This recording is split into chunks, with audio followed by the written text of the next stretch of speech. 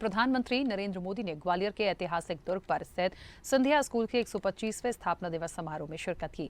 इस दौरान सिंधिया स्कूल को दुल्हन की तरह सजाया गया था। प्रधानमंत्री नरेंद्र मोदी ने कहा कि आज भारत सफलता की जिस ऊंचाई पर है वो अभूतपूर्व है और पूरे विश्व में भारत की धाक जमी हुई है।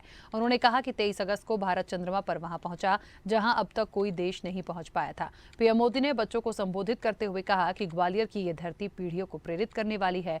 ग्वालियर से मेरा विशेष नाता है। एक तो काशी का सांसद हूं और काशी का संरक्षण करने में सिंधिया परिवार की महत्वपूर्ण भूमिका रही है।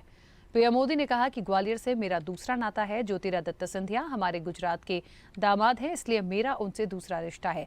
मेरा गांव गायकवाड़ स्टेट का गांव था और उन्होंने पहला प्राथमिक स्कूल बनवाया था जिसमें मैंने मुफ्त में शिक्षा ग्रहण की थी। पीएम नरेंद्र मोदी ने कहा कि पूरे विश्व में भारत की धाक जमी हुई है। अभी G20 में कैसे भारत का परचम लहराया ये सबने देखा। ग्वालियर में तो एयरफोर्स का सबसे बड़ा बेस है। आज भारत के लिए कुछ भी असंभव नहीं है।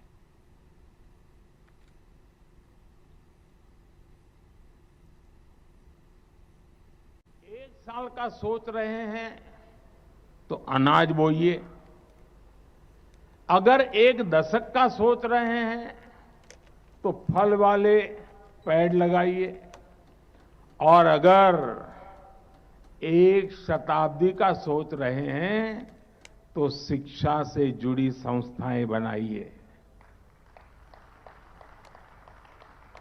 महाराजा माधोराव सिंधिया प्रथम जी ने की,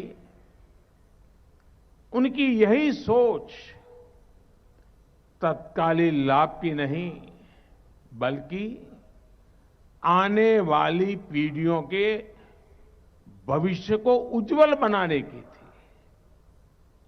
सिंधिया स्कूल उनकी इस दूरगामी सोच का परिणाम था।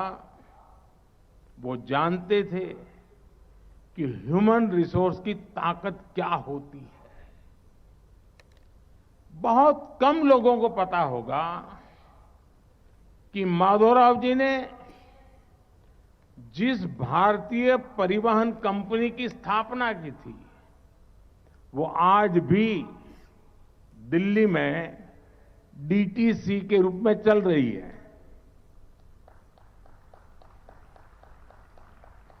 आने वाली पीढ़ियों के लिए जल संरक्षण पर भी उनका उतना ही ध्यान था।